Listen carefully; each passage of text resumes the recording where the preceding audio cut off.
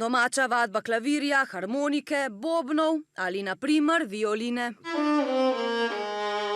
Za nekatere sosede pa povzročanje hrupa, ki se, kot so na lastni koži doživele številne družine, ko so jim na vrata iznenada potrkali policisti, lahko kaznuje z globo v višini dobrih 100 evrov. Policaja v uniformah sta moji hčerki in nam razložila, da je to prepovedano 24 ur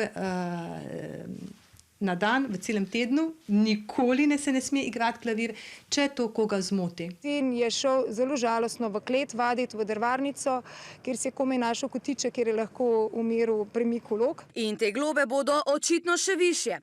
Predlog zakona o varstvu reda in miru namreč predvideva, da se z globo od 150 do 300 evrov kaznuje tiste, ki tudi za uporabo glasbila motijo mir. Naj se v zakonu igranje glasbil določi kot izjemo, na primer med 8 zjutraj in 9 uro zvečer, pozivajo tudi pri Zvezi prijateljev mladine. Obenem želijo, da se v zakon zapiše možnost mediacije oziroma posredovanja in dogovora med sosedi pred izrekom kazni.